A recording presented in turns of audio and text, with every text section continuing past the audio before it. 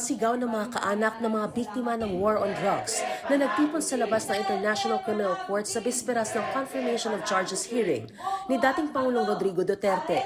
Bit-bit na mga nagprotesta ang mga larawan at naiwang gamit ng mga yumao nilang mahal sa buhay na biktima ng extrajudicial killings para ipaalala raw ang sakit kasabay ng panawagan na dapat panagutin ang dating Pangulo sa kampanya kontra droga ng kanyang administrasyon.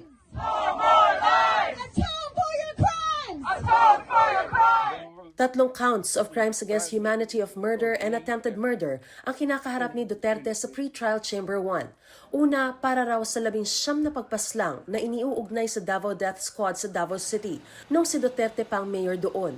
Pangalawa, para naman sa 14 na pagpaslang sa tinaguriang high-value targets nung siya pang Pangulo na ipinatupad sa pamamagitan umano ng mga pulis at state-linked organizations. At pangatlo, para sa 45 pagpaslang at tangkang pagpaslang daw sa barangay clearance operations habang umiiral ang nationwide war on drugs. Ayon sa mga pamilya ng mga EJK victim, matagal nilang hinintay ang araw na ito.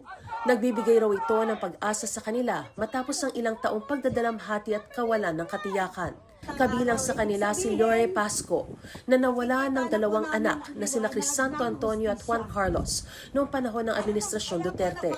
Ang sabi niya ngayon, matanda na siya, nahirapan na siya, pero ang sagot ko sa kanya, parehas naman tayong matanda. Pero ako hindi nagsasawa, hindi pa ako napapagod hanggat makamit namin ang hustisya para sa lahat ng mga biktimang pinaslang. Dumalo rin si Shira Escudero na nawalan ng 18 anyos na kapatid na si Ephraim noong 2017. Ephraim was found with his head bound with packaging tape, his head dotted with bullet wounds, his hand hog-tied, and his legs tied as well, dumped on a patch of grass. That's how we found my brother. Umaasa siyang tuluyang makukumpirma ang mga sakdal at hahantong ito sa paglilitis at pananagutan.